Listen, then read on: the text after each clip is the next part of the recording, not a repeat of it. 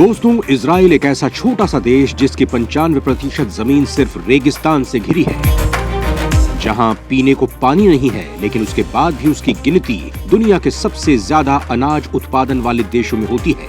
उसकी ये कैपेबिलिटी देखकर पूरी दुनिया हैरान रह गई है। उसने अपनी मेहनत से ऐसी तकनीक इजाद कर रखी है जिससे उसने अपने रेगिस्तान को हरे भरे खेतों में तब्दील कर दिया है। आज यहाँ गेहूं, सब्जी और फलों का प्रोडक्शन इतना ज्यादा किया जाता है कि वो अपनी जरूरत को तो पूरा कर ही रहा है, साथ ही वो दूसरे देशों को एक्सपोर्ट भी कर रहा है।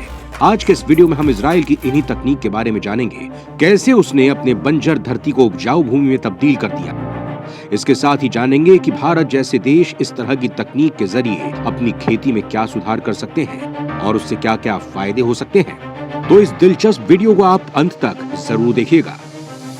दोस्तों, साल 1948 में फिलिस्तीन से अलग होने के बाद इजराइल देश की नींव रखी गई थी, लेकिन उस वक्त इसकी हालत बहुत खराब थी। ये बहुत ही गरीब और पिछड़ा हुआ था। वहीं दूसरी तरफ इसके चारों तरफ बसे हुए देश इसके दुश्मन बने हुए थे।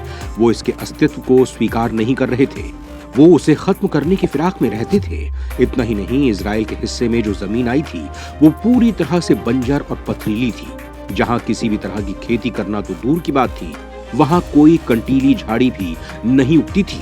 ऐसे में इजराइल के सामने जो सबसे बड़ी दिक्कत थी वो थी खाने के लिए अनाज। लेकिन यहाँ इजराइल घबराया नहीं।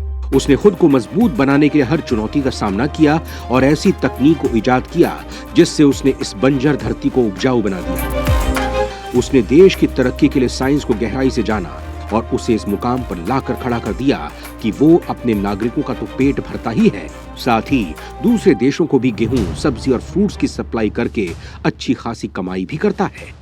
दोस्तों, इजराइल ने जिस तरह से खेती में क्रांति लाई है उसे डेजर्ट एग्रीकल्चर का नाम दिया गया है। तो चलिए जानते हैं कि कैसे इजराइल के बंजर धरती आज के हरियाली से भरे हुए खेतों में बदली है।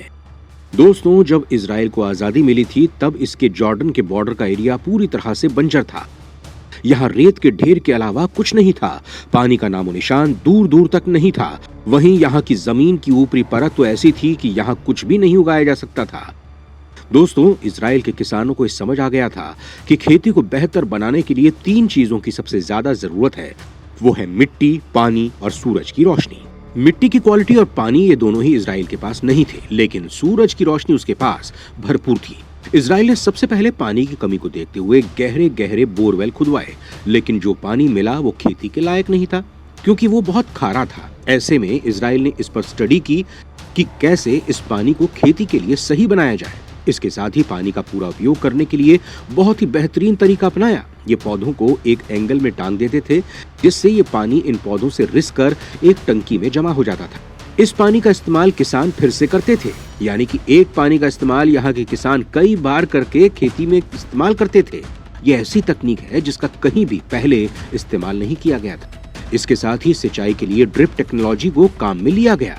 वहीं जगह की कमी को देखते हुए हैंगिंग प्लांट सिस्टम को इजाद किया गया, जिसमें एक के ऊपर एक प्लेट्स लगाकर पैदावार की गई। तभी तो इजराइल के किसानों को पूरी दुनिया में सबसे एडवांस और क्रिएटिव माना जाता है।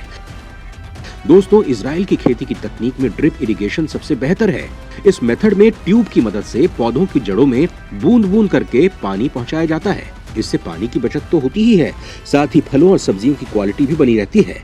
वहीं अपनी दूसरी समस्या यानी कि मिट्टी के बंजरपन को दूर करने के लिए उसने हरे भरे इलाकों से मिट्टी को खोदकर बंजर मिट्टी के इलाकों में बिछाने का काम किया। अब यहाँ के किसानों के पास उपजाऊ मिट्टी, पानी और सूरज की रोशनी तीनों थे। आज यहाँ हरे भरे खेत हैं, चारों तरफ ग्रीन हाउस नजर आते हैं। इतना ही नहीं, इस बंजर भूमि में इजराइल जिस तरह से खेती करता है और जिस क्वालिटी की पैदावार होती है वो बहुत ही टॉप होती है, जिसकी डिमांड पूरी दुनिया में है। आपको यहाँ ग्रीन हाउस के साथ साथ नट हाउस भी दिखाई देंगे। इतना ही नहीं, इजराइल ने खेती करने के लिए आर्टिफिशियल टनल भी बना रखी है, जिसमें यहाँ के लोग खेती करते हैं। जिस तरह से इजराइल ने खेती की सारी परिभाषा बदलते हुए खुद को हाईटेक किया है, उससे साफ हो जाता है कि तकनीक के जरिए कुछ भी किया जा सकता है। यहाँ ग्रीन हाउस भी काफी एडवांस होते हैं, जहाँ फसल की मॉनिटरिंग के लिए स्मार्ट टेक्नोलॉजी को काम में लिया जाता है। इसके अलावा इजराइल वाटर रिसाइकलिंग की तकनीक को काम में लेता है। ये अपने 95% वेस्ट वाटर को रिसाइकिल करता है, जिसको खेतों में काम लेता है। इसके लिए बड़े बड़े रिसाइकिल प्लांट लगाए जाते हैं, जिसमें वो पानी को रिसाइकिल करके पीने के लायक बना देते हैं। इससे पीने के पानी की कमी और खेती दोनों की कमी को पूरा किया जाता है। इजराइल अपनी खेती में काफी एडवांस तकनीक को भी काम में लेते हैं। ये सैटेलाइट की मदद से अपने खेतों की एक्यूरेट इमेज बनाते हैं। इसके बाद डेटा कलेक्ट करके खेती के लिए डिसीजन लेते हैं। इसके साथ ही वो अपनी खेती के छोटे छोटे हिस्सों को एक्सप्लोर करते हैं और ये जान सकते हैं कि किस पौधे में बीमारी है और कौन से पौधे खराब हो रहे हैं। इससे फसल की क्वालिटी को बढ़ाया जाता है।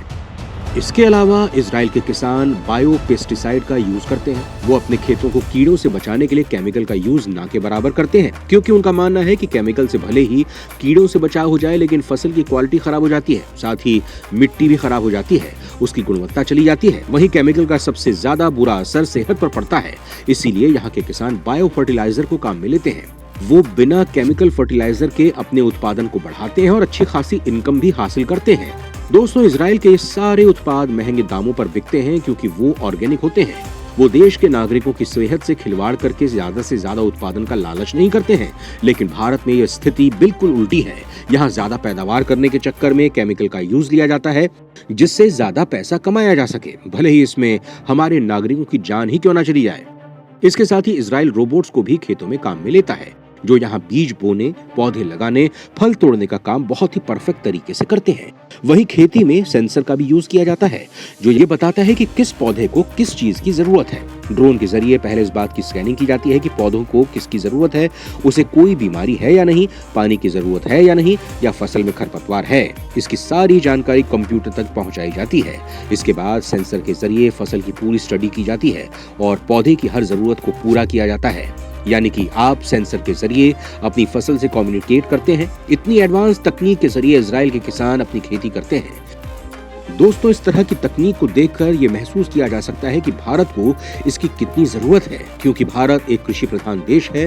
हमारे यहाँ आज भी सबसे ज्यादा खेती होती है, लेकिन हमारे पास तकनीक की कमी की वजह से हम पिछड़ जाते हैं। अगर यहाँ इस तरह की तकनीक आती है तो आप सोच भी नहीं सकते हैं कि हमारे यहाँ होने वाली खेती के उत्पादन को कितना बढ़ाया जा सकता है। वो दुनिया का सबसे ज्यादा उत्पादन करने वाला देश बन जाएगा। फिर उसे इस मामले में पछाड़ने वाला कोई नहीं होगा। भारत में पानी की कमी है, इसके साथ ही फसलों में होने वाली बीमारी की भी ज्यादा जानकारी नहीं है। इसके अलावा अगर यहाँ बायो फर्टिलाइजर का यूज लिया जाएगा तो यहाँ होने वाले हर प्रोडक्शन को अच्छी खासी कीमत मिलेगी, क्योंकि वो ऑर्गेनिक होगा। ऐसे में हमारे यहाँ किसानों की हर समस्या भी दूर हो जाएगी, वो गरीब नहीं रहेंगे और हम इस सेक्टर में दुनिया के सबसे टॉप जगहों पर होंगे। खेती बढ़ने से हमारा एक्सपोर्ट बढ़ेगा और एक्सपोर्ट बढ़ेगा तो इनकम बढ़ेगी। वहीं इनकम बढ़ने से इकोनॉमी में ग्रोथ आएगी और जिससे हम एक विश्व शक्ति बन जाएंगे। इस बारे में आपका क्या कहना है? क्या हमारे किसान को ऐसी तकनीक की जरूरत है? क्या हमारी सरकार को इस पर ध्यान देना चाहिए? हमें कमेंट बॉक्स में जरूर बताएं।